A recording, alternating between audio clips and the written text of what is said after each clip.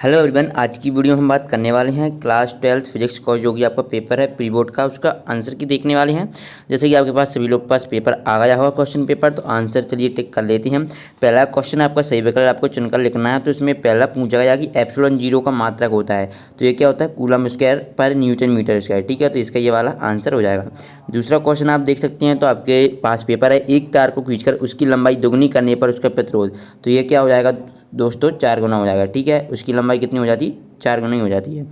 Third है आपका, third question दिया हुआ है कि एक आवेशित कण समचुंबकीय क्षेत्र में इसके लंबवत प्रवेश करता है तो पथ का कण कैसा होगा। तो ये सभी क्वेश्चन बैंक से पूछे गए हैं, तो कैसा होगा, सरल रेखीय होगा। ओके, नेक्स्ट है भंवर धारणा का उपयोग किया जाता है, तो सभी को पता है, सभी यानी कि धारामापी को रुद्धोलन बनाने में किया जाता है, चाल मापी में किया जाता है, विद्युत ब्रेक में भी किया जाता है। तो आपका ये जो चौथा ऑप्शन होगा उपरोक्त सभी, तो वो आपको कर देना। इसके बाद पांचवा दिया हुआ है आपको, वेरी वेरी इंपॉर्टेंट है इस साल के लिए, विद्युत कणीय तरंग में विद्युत क्षेत्र के परिणाम चुंबक ई तथा चुंबकीय क्षेत्र के परिणाम बी में संबंध। तो ये क्या हो जाएगा, ये हो जाएगा बी बराबर ई अपॉन सी। ओके, वीडियो को लास्ट तक बात करें क्योंकि एक मुझसे गलती हो गई है, तो मैं आपको वो करेक्ट करके बता दूंगा। अगर आप पूरा बात नहीं करेंगे तो हो सकता है कि आप वो गलती कर सकते हैं। हेलो दोस्तों, पढ़ाई में डाउट आते हैं तो घबराएं मत, सबका सॉल्यूशन डाउटनेट। दोस्तों, आप किसी भी सवाल में अटक गए हो या आपसे सॉल्व नहीं हो पा रहा है, बस आपको उस क्वेश्चन की फोटो लेना है, क्वेश्चन को क्रॉप करना और 5 सेकंड के अंदर आपको उस क्वेश्चन का वीडियो सॉल्यूशन मिल जाएगा। फिर चाहे आपका क्वेश्चन होमवर्क का हो, सीबीएसई बोर्ड का हो, यूपी, बिहार, महाराष्ट्र, राजस्थान, एमपी या फिर किसी भी बोर्ड का हो, चाहे आईआईटी, जी, नीट या क्लास 6 से 12वीं का सवाल हो, इन सब का जवाब मिलेगा डाउटनेट ऐप पर। या फिर कोई भी कोर्स का सब्जेक्ट हो, physics, chemistry, math, biology, science, आपके सभी सवालों का जवाब मिलेगा डाउटनेट ऐप पर। साथ ही आप डाउटनेट ऐप पर पढ़िए कोटा के best faculty sir, GB sir, NG sir, Akanksha ma'am, Prince sir जैसे टॉप टीचर, यानी पूरी पढ़ाई अब डाउटनेट ऐप पर है। 3 करोड़ से ज़्यादा बच्चे डाउटनेट ऐप का पढ़ाई कर रहे हैं, तो आप भी जाइए और डाउटनेट ऐप को इंस्टॉल कीजिए। नेक्स्ट आपको दिए हैं प्रश्न क्रमांक 2, इनमें आपको रिक्त स्थानों की पूर्ति करना है। तो पहला क्वेश्चन जब आप पढ़ेंगे तो आपको दिया हुआ है कि जो किरचॉफ का द्वितीय नियम, ठीक है, तो किरचॉफ का द्वितीय नियम पूछा है जो कि ऊर्जा संरक्षण के सिद्धांत पर कार्य करता है। गलती से हमने यहाँ पर आवेश संरक्षण, हमने क्या प्रथम नियम के आधार पर लिख दिया, जबकि द्वितीय नियम पूछा क्वेश्चन में, तो आपको यहाँ पर ऊर्जा संरक्षण लिखना है। ओके, एक बात आपको ये समझ में आ गई होगी, अच्छी तरीके से आपको कर लेना है। ओके, चलिए अब इसके बाद हम नेक्स्ट देख लेते हैं। तो अब यहाँ पर आपको ये आवेश संरक्षण नहीं करना है, इसकी जगह करना है ऊर्जा संरक्षण। चलिए नेक्स्ट देख लेते हैं दूसरा। तो दूसरा क्वेश्चन दिया है, किसी पदार्थ की चुंबकीय क्षेत्र में चुंबकन अर्जित करने की सामर्थ्य को चुंबकत्व कहते हैं। तो ये करेक्ट आंसर है, इसको आपको कर लेना है टिक। इसके बाद नेक्स्ट देख लेते हैं, एलसी परिपथ में धारा और विभवांतर के मध्य का कालांतर होता है। तो आपको एलसी परिपथ में बताना, तो ये कितना होता है, ये होता है पाई अपॉन 2 प्लस माइनस। ठीक है, यानी कि वही होता है 90 डिग्री होता है, बस आप प्लस माइनस यहाँ पर कर लीजिएगा।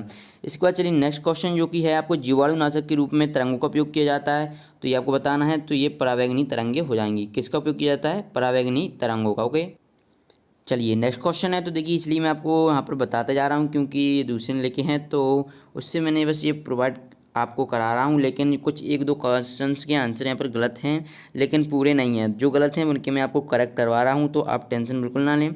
पांचवा है, तरंगाग्र के प्रेषक से दूर जाने के कारण तरंग दैर्ध्य में वृद्धि को कहते हैं। तो यहाँ पर आपको क्या कर लेना है, डॉपलर प्रभाव कर लेना, तरंगाग्र नहीं करना है। तरंगाग्र कब होता है, जब तरंग संचरण के दौरान समान कला में दोलन करती हुई बिंदु के पथ को कहते हैं। तो यहाँ पर आपको क्या कर लेना है, डॉपलर प्रभाव। ठीक है, डॉपलर प्रभाव, तो ये आपको कर लेना है। ओके, चलिए अब इसके बाद नेक्स्ट देख लेते हैं क्वेश्चन नंबर 3। तो ये क्वेश्चन नंबर 3 आपकी स्क्रीन पर दिख रहे होंगे, चुंबकीय आघूर्ण। तो चुंबकीय आघूर्ण क्या हो जाएगा, एम्पियर मीटर स्क्वायर। ओके, फ्लांकी नीयतांक तो क्या होता है, जूल इनटू सेकंड, और इसकी वैल्यू भी आपको पता होना चाहिए। बामर श्रेणी किस में पाई जाती है दोस्तों, तो बामर श्रेणी कहाँ, दृश्य क्षेत्र में पाई जाती है। ठीक है, किस में, दृश्य क्षेत्र में। तो पहले आपको बामर श्रेणी, फिर इसके बाद पी एन संधि डायोड जो कि एक दृष्टिकारी है। ठीक है, और इलेक्ट्रॉन का रेखीय संवेग क्या होता है, h/2 का पूर्ण गुणाज। तो यहाँ पर n का एक पूर्ण गुणाज है, तो इसलिए हमने यहाँ पर कर दिया। इस प्रकार से आपको ये तो आपके करेक्ट आंसर हो गए हैं। चलिए अब क्वेश्चन नंबर 4 आपका जो दिया हुआ है, क्वेश्चन नंबर 4 में जैसा कि आप पहला क्वेश्चन पढ़ेंगे, तो जो कि पहला क्वेश्चन आपको दिया है, धातु का कार्यफलन किसे कहते हैं। तो यहाँ पर हमने लिखा हुआ है, किसी धातु की सतह से इलेक्ट्रॉन उत्सर्जन के लिए आवश्यक न्यूनतम ऊर्जा को धातु का कार्यफलन कहते हैं। ठीक है, और यहाँ पर आवर्ती आ जाती है, न्यूनतम आवर्ती, तो ये दहली आवर्ती हो जाती है। ठीक है, दहली ऊर्जा, तो ये बस इतना ही अंतर रहता है धातु का कार्यफलन में और दहली ऊर्जा में। इसके बाद नेक्स्ट है कि आपतित प्रकाश की तीव्रता बढ़ने पर प्रकाश विद्युत प्रभाव पर क्या प्रभाव पड़ता है। ओके, दोस्तों तो ये बढ़ता है। ओके चलिए नेक्स्ट देख लेते हैं। नेक्स्ट आपकी स्क्रीन पर दिख रहा है क्वेश्चन नंबर 3, हाइड्रोजन परमाणु की न्यूनतम कक्षा की ऊर्जा कितनी है। तो आपको क्या हाइड्रोजन परमाणु की न्यूनतम कक्षा की ऊर्जा बताना है। तो ये हमने यहाँ पर आपकी स्क्रीन पर दिख रहा है -13.6 इलेक्ट्रॉन वोल्ट।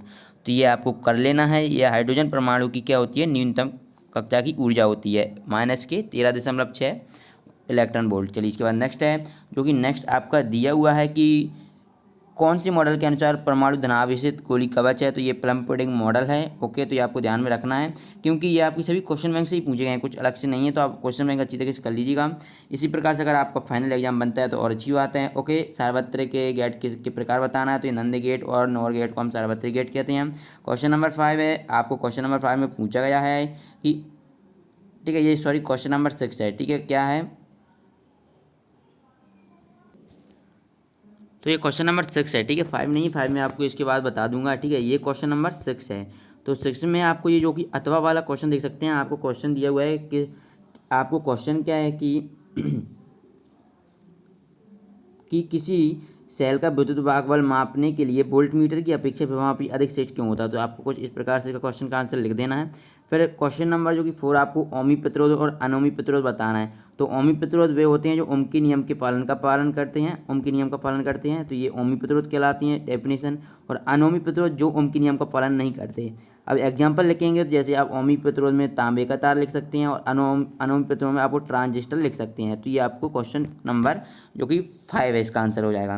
क्वेश्चन नंबर 7 देख लेते हैं। तो क्वेश्चन नंबर 7 में आपको जो कि हमने उत्तर ध्रुव ज्योति का क्या कारण है, या आप यहाँ पर आंसर हमने स्पष्ट किया हो, तो आपको इस प्रकार से लिख लेना है।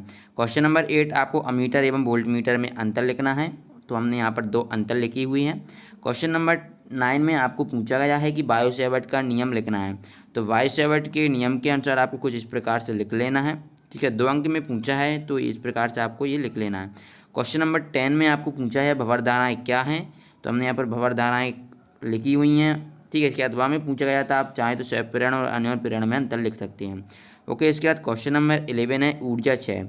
ठीक है तो आपको क्वेश्चन नंबर में क्या जो कि अथवा में पूछा गया ट्रांसफार्मर में ऊर्जा क्षय के 2 कारण लिखना तथा इन्हें कम करने के उपाय। तो यहाँ पर हमने ऊर्जा क्षय लिख दिया है। ठीक है और इसके कारण, फिर इसके उपाय भी, एक कारण है इसके पहला। ठीक है फिर इसके बाद इसके उपाय भी हमने यहाँ पर लिखे हैं, कम करने के उपाय। क्वेश्चन नंबर 12 आपको जो कि पूछा गया है पौधघर प्रभाव। ठीक है पौधघर प्रभाव या ग्रीन हाउस प्रभाव किसे कहते हैं। तो यहाँ पर हमने लिख दिया है स्पष्ट रूप से, सूर्य से आने वाली दृश्य प्रकाश के साथ साथ कुछ लघु तरंगदैर्घ्य की अवरक्त किरणें पृथ्वी की सतह तक पहुंचकर पृथ्वी को गर्म कर देती हैं, जिससे पौधहरित या ग्रीन हाउस प्रभाव कहते हैं। क्वेश्चन नंबर 13 देख सकते हैं, आपको कला संबंध स्रोतों से क्या तात्पर्य है और इसके अध्ययन पूछा गया है कि प्रकाश तरंगों के अध्यारोपण का सिद्धांत लिखिए। ठीक है तो जो क्वेश्चन नंबर 13 है, तो हमने कला संबंध स्रोत यहाँ पर बताया है। तो कला संबंध स्रोत उन स्रोतों को कहते हैं जिनमें उत्पन्न तरंगों की आवर्तियाँ समान होती हैं तथा जिनके बीच कलांतर भी समय के साथ सापेक्ष नियत रहता है या शून्य होता है। इस प्रकार से आपको ये लिख लेना है। क्वेश्चन नंबर 14 देख लेते हैं। तो क्वेश्चन नंबर 14 में आपको तापायनिक उत्सर्जन से क्या अभिप्राय है, मतलब को ये बताना है। फिर इसके बाद तापायनिक उत्सर्जन प्रयुक्त धातु में कौन से गुण होने चाहिए। ठीक है तो ये आपको डेफिनेशन लिख देना। फिर आपको गुण कौन से होना चाहिए। ठीक है तो यहाँ पर हमें बताया कि तापायनिक उत्सर्जन वाले इलेक्ट्रॉनों के तापीय इलेक्ट्रॉन कहते हैं। तापायनिक उत्सर्जन के लिए प्रयुक्त धातु का गलनांक अधिक तथा कार्यफलन कम होना चाहिए। तो ये 2 गुण होना चाहिए कि उसमें गलनांक जो होता है ना, गलनांक होना चाहिए वो अधिक होना चाहिए और जो कार्यफलन होता है वो कम होना चाहिए। तो ये आपका तापायनिक हो गया। क्वेश्चन नंबर 5 देख लेते हैं। तो क्वेश्चन नंबर यहाँ पर हमने लिखा हुआ क्वेश्चन नंबर 5 ओमी और अनोमी प्रतिरोध में, जो कि अथवा में आपको पूछा गया है। ठीक है तो यहाँ पर आप बिल्कुल देख सकते हैं, लास्ट बाद में लिखा है, मैंने पहले ही बता दिया था आपको। ठीक है 3 पॉइंट भी यहाँ पर लिखे हुए हैं। चलिए इसके बाद नेक्स्ट देख लेते हैं। क्वेश्चन नंबर जो कि आपका है, तो अब ये आपका क्वेश्चन नंबर 18वां है। तो इसको आपको इस प्रकार से कर लेना है, जो कि न्यूमेरिकल से अथवा वाला है। तो इस प्रकार से आप इसका आंसर कर लेंगे। फिर क्वेश्चन नंबर 17वां है जिसके ऊपर है। ठीक है तो इसमें आपको क्या, जो कि हमने क्वेश्चन नंबर 17वां है, तो आपको R1 बराबर 2 दिया हुआ है, R2 बराबर आपको दिया हुआ है 4 ओम और R3 बराबर 5 ओम दिया है। ठीक है आपको पाठ्यक्रम में संयोजन का कुल प्रतिरोध निकालना है। ठीक है तो आपको कुछ इस प्रकार से कर लेना है, जो कि 17वां का हमने यहाँ पर दिया हुआ है। ठीक है तो इस प्रकार से इसका वैल्यू आ जाएगी। क्वेश्चन नंबर 16 देख सकते हैं। तो क्वेश्चन नंबर 16 जो कि आपको हमने किसी सेल में विद्युत वाहक बल का विद्युत भाग बल विभवांतर एवं आंतरिक प्रतिरोध में संबंध स्थापित करने के लिए व्यंजक किया हुआ है। तो इस प्रकार से आपको ये कर लेना है और इसका आप लिख सकते हैं। ठीक है, जो भी थोड़ी बहुत मिस्टेक्स हैं वो मैंने आपको बता दी हैं वीडियो के माध्यम से। तो आपको वीडियो अगर आपने फुल वॉच किया है तो आप बिल्कुल सही लिख कर आएंगे। ओके, चलिए इसके बाद नेक्स्ट है क्वेश्चन नंबर 19। आपको बोर के परमाणु मॉडल के मूल अवग्रहित लिखना है। तो इस प्रकार से आप लिख देंगे।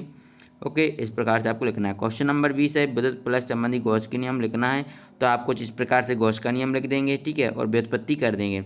अब यहाँ पर आपको डायग्राम बना लेना है। तो डायग्राम कुछ नहीं करना, आपको गॉस की प्रमेय हम किसी बंद पृष्ठ के लिए निकालते हैं। तो एक सर्कल बना लेना है जिसके मध्य बिंदु पर आप यहाँ पर प्लस क्यू आवेश रख देना, जो कि मध्य बिंदु पर मध्य केंद्र O है। ठीक है, जिस पर प्लस क्यू आवेश है ये आपको टोटली सर्कल बनाना है। इससे आर दूरी पर आपका कोई बिंदु P है जिस पर हमें क्या विद्युत क्षेत्र की तीव्रता याद करना है। ठीक है, तो अब हम यहाँ पर क्या करते हैं, हम एक अल्पांश ds की कल्पना कर लेते हैं। ठीक है, देखिए ये भी प्लस आवेश है और यहाँ पर जब हम परीक्षण आवेश रखते हैं तो ये तीव्रता इस तरफ लगेगी। ठीक है, जो ये हमें इस तरफ लगेगा और ds भी है। तो यही आपका यहाँ पर आप ds लिख देंगे तो यही आपका हो जाएगा और ये आपका पूरा पृष्ठ क्या है, कैपिटल S। तो इस प्रकार से आपको इसका ये डायग्राम बना लेना और कुछ नहीं करना और सीधे आपको ये क्वेश्चन इस प्रकार से लिख लेना है। ओके, इस प्रकार से आप लिखते जाएंगे।